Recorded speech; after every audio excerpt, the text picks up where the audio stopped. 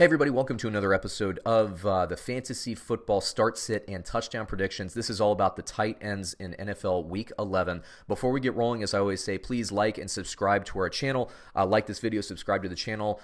We need your support to unlock some production features and make these videos even better for you all. You know, we put a lot of time into them, but we want to put more time into them and more effort and more kind of tools, tips, tricks, links, all that stuff. Links are actually blocked for us, if you can believe that. So we need your help. Again, just a small thing for you, big thing for us, just a couple clicks that really helps everybody out, I think.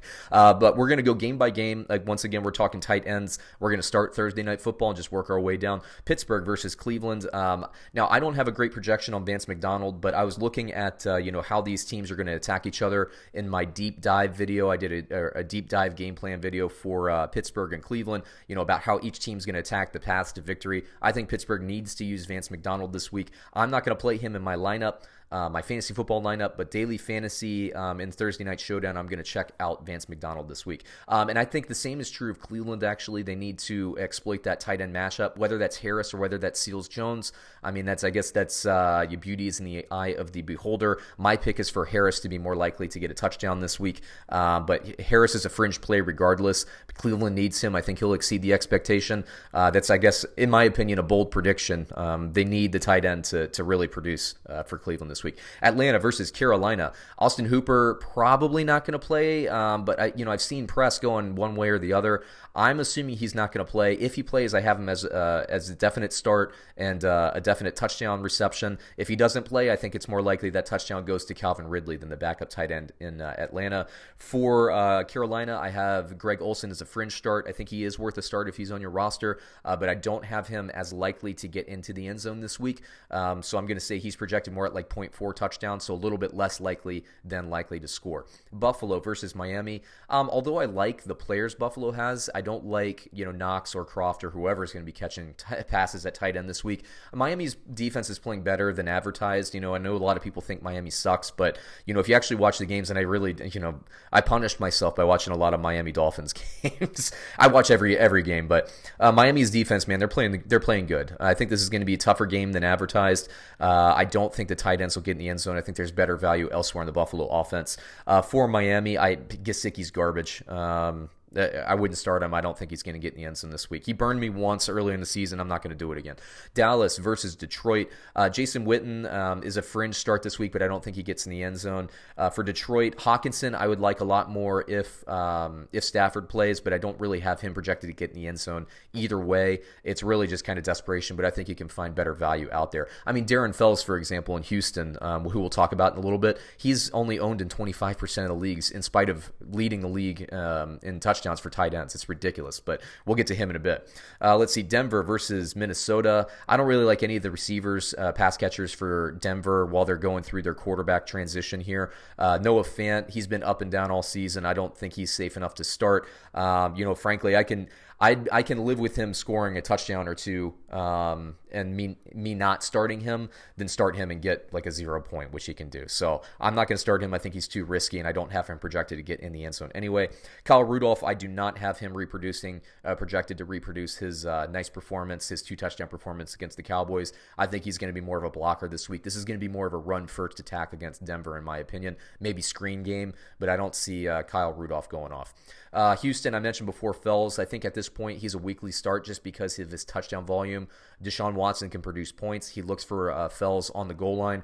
I don't know why more people don't own him. It's incredible to me. But I do have him as a start. Now, do I think he gets in the end zone this week? I'm not sure. I actually have him projected to not get in the end zone at about a 0.4 touchdown. I think it's more likely than not that he doesn't score. However, I do think he gets you enough yardage to warrant the start. For Baltimore, you start Mark Andrews regardless. I think he's worth a start. If you're really desperate, I think you could even start Boyle this week, maybe in daily fantasy if you're looking for a super cheap tight end. I think he might get you there. Jacksonville versus Indianapolis. I don't like Jacksonville's tight ends at all. I don't think any of them are worth playing. I don't think any of them score a touchdown. For Indianapolis, while T.Y. Hilton is out, while Paris Campbell is out, why these receivers are so banged up, this is basically a tight end first offense. My projections aren't great because of Jacksonville's defense, but I do think that Eric Ebron could potentially get in the end zone this week. And Jack Doyle, although I don't have him projected well, I do think he's worth a start at least in daily fantasy leagues. Let's see, New Orleans versus Tampa Bay. I actually have Jared Cook getting into the end zone this week. Okay?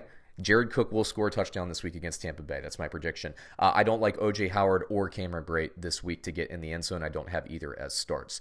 Arizona versus San Francisco. Arizona, I don't like either. I like them less than Tampa Bay's tight ends this week. I don't have either. We're starting Clay or Max Williams. I don't have either getting into the end zone. For San Francisco, I love Kittle if he can play. He's my number one projected tight end if he can play. He had a nice game against Arizona, I think 2 weeks ago. I do think he'll get in the end zone once, potentially twice this week against Arizona if he can play. Let's see, Cincinnati versus Oakland.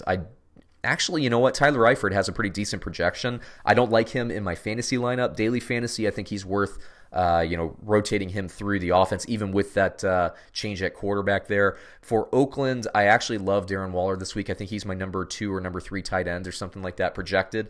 Darren Waller, I think, is a definite start, and I think he'll get in the end zone this week. And keep an eye out, as always, for Foster Moreau. If you're looking for one of those deep pulls, he's always a candidate. Whenever I project these tight ends, sometimes the touchdown is there for the tight end, but sometimes that particular tight end is not on the field. That happens in Oakland with Foster Moreau quite a bit because he's so talented. So check out Moreau.